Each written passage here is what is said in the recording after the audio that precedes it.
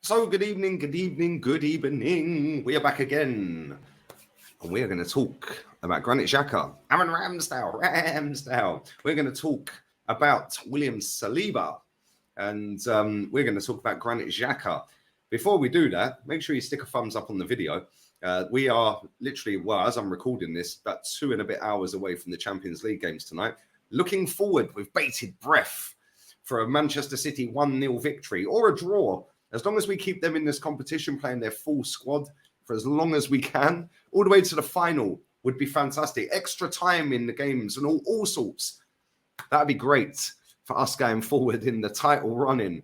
But make sure you do smash a like on the video. Make sure you sub to the second channel. I'm going to have a video dropping on that later tonight as well, so keep your eyes peeled for that. I haven't had a chance all day in flat out. I will have another video coming out a little bit later about Reece Nelson as well. That'll be after the games are finished tonight as well. So still plenty more content to come. No show with Rants today. He's jet setting in Mexico, but that will be back again next Tuesday. But anyway, Fabrizio Romano has spoken to call offside, and he has said, let's go with Granit Xhaka first. Granit Xhaka, he said, there is an option on the club's side until 2025. Obviously, he is under contract for the next 2 years. The focus right now is extending William Saliba, Bukayo Saka, and Aaron Ramsdale's deals. And then other players will be invited to discuss their terms with the club too. Now, I do find this story very convenient. It's come out literally the day after we, I wouldn't say bottled a 2-0 lead, but it came out yesterday, that story, late last night. Seen it now. But I do find it very convenient that all of this contract talk and all of this does come out the day after a disappointing result up at Anfield. Because I like Fabrizio. He's been on the channel. First Arsenal content creator to have him on, by the way, despite what others tell you. First was on here. You can go and check that video out if you want. We're talking about Houssem Aouar. That is how long ago it was. But anyway, we still haven't wrapped William Saliba and Bukayo Saka up to new deals yet. And I find it astounding, astonishing, amazing that Bukayo Saka's deal has been on the table for a year. We keep hearing the stories from Fabrizio, from Charles Watts, from all these other journalists that are sitting there saying, the offer's there. It's verbally agreed. They're going nowhere else. Why is it taking so long to sign Bukayo Saka's deal then? What are we waiting for here? Are we waiting until the end of the season that if we don't win the league, then we'll announce it? Or when it's mathematically impossible to win it, then we announce it? Or is it not on the table? It hasn't been on the table and we're still negotiating. You tell me, leave it in the comment section, because with Bukayo Saka especially, I find that mad. He is the poster boy of this whole project, process, whatever you want to call it. He has been the whole poster boy of this. For me, he is our best player. I think he's really good to watch. He weren't so great against Liverpool, but listen, it's not easy to play at Anfield. We see that, didn't we? But he has been superb this season, and he deserves to get a new bumper pay deal at Arsenal.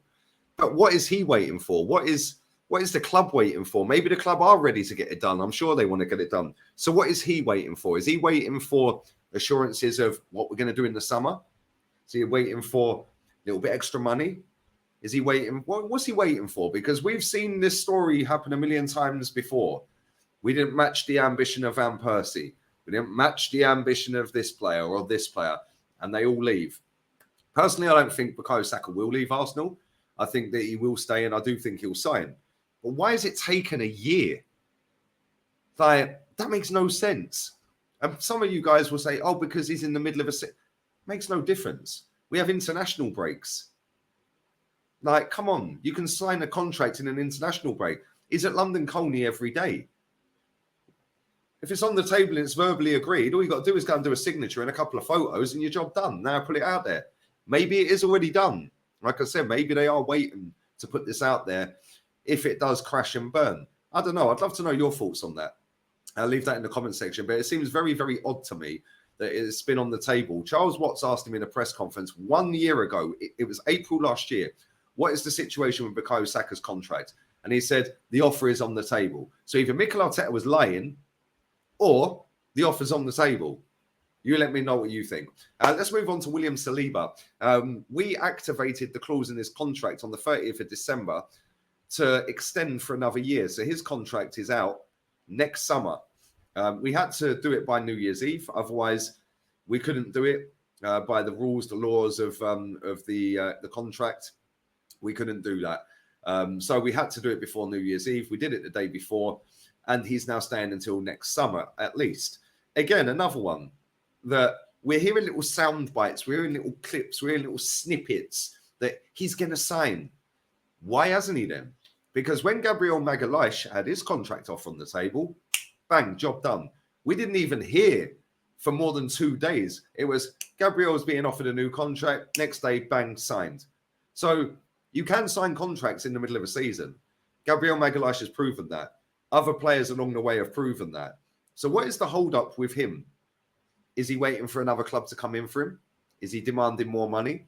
Is there no offer on the table? I don't know. Is it still in negotiation stage? But for me, this is kind of worrying as well. Same with Bukayo Saka.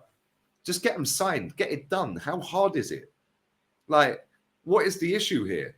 We're top of the table. If you can't keep a player, mate, then there's a serious issue. And I'm pretty sure that there is going to be a lot of football clubs around the world that would love to take William Saliba at their football club. But at the same time, like, he plays for Arsenal.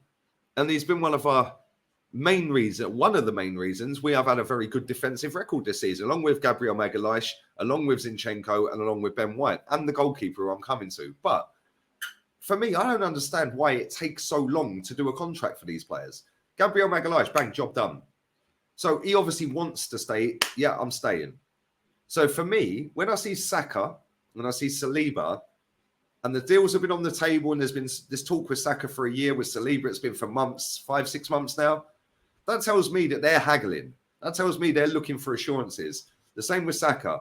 Saliba will be doing the same. What are you going to do for us going forward as a football club? Where can we go? What about the summer? What players are you looking at to come in the summer? These are all conversations that we ain't privy to that will be happening with the agent of Saliba and Saka, with the board and Edu and all the other people involved, and Arteta. Now, we seriously need to fix up here, because if we let him go, that is going to cost us a lot of money to replace. Yeah, same with Saka. If we let Saka go, that is a lot of money to replace. So these are two players that are a must for me. They have to be signed up. Yeah, Saka, to go and replace Saka with the goals and the output that he's got, we're talking a serious amount of dough. I mean, look at Anthony. He cost 100 million. And Saka's levels. So it's going to cost a lot of dough. Saliba, I mean, we're seeing centre-backs going for 70, 80 million quid left, right and centre. Again, do we want to go down that route? Probably not. We paid 30 million for him, and he's easily worth more than that now. So sign him up, strap him up. And then if there does come a point you want to sell him in 2 years' time or a year's time, you'll get big dough for him. If you don't want to sell him, you've got a top player. So come on, get it sorted, Arsenal. Aaron Ramsdale's the next one we're going to talk about. Aaron Ramsdale is under contract. I'm just searching now. Failing to prepare is preparing to fail. Make sure you smash the like button up. And he is under contract until...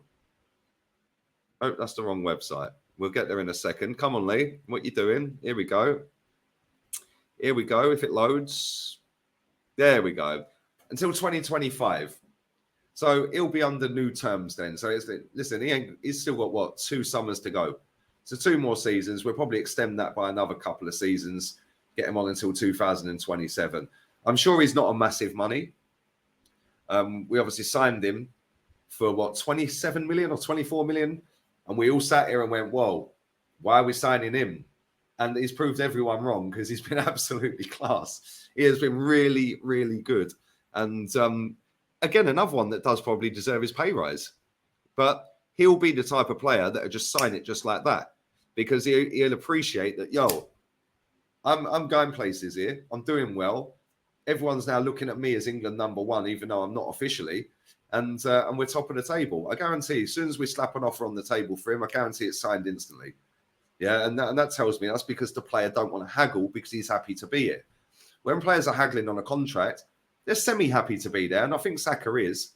I think Saliba is. But they want the best money they can get and the best reassurances. Whereas I think with Aaron Ramsdale, I wouldn't say that he's kind of seeing it as lucky to be at Arsenal, but he's more inclined to sign a contract, because he's not sitting there thinking, oh my God, I'm the biggest star in the club. Whereas I do think indirectly, and maybe I've got this completely wrong about Saliba and Saka, maybe, and they are big stars, all of them are, but maybe, just maybe, Saka and Saliba are sitting there thinking, well, hang on a minute, that defence has got better because I've been here, and this attack's brilliant, and I've been the best player for 3 years. Maybe, just maybe.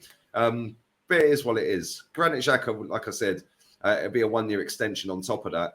30 years old, he'll be here till 33. I'm kind of cool with that for now. Yeah, but I do think we need a couple of midfielders next window. And I do think it's something we have to be making a priority. None of this keeping good relations with Brighton or anyone else. We have to be going out there and getting our 2 number 1 choices. Yeah, people are sitting there going, oh, yeah, but our second choices have been pretty good. Well, listen, if we don't end up winning the league, then they ain't, have they? So let's move. But anyway, love to know your thoughts, feelings, and opinions on all of that. Leave it in the comment section. Would you sign Granit Xhaka up to an extra year on his contract until 2025? It's currently 2024. So he'd only have a year left. What would you do? Would you sign him up? Aaron Ramsdale, would you give him an extra bit of dough? Keep him there? And what do you think about Saka and Saliba? Leave it all in the comment section down below. Let me know your thoughts on that. Keep your eyes peeled for the video on the other channel later tonight. That'll be dropping at about 11 p.m. UK time. And I'll have a video out about 10 o'clock UK time on here about Reece Nelson as well. So make sure you come and check all of that out. But for now, we're out of here. Adios, amigos. Ciao.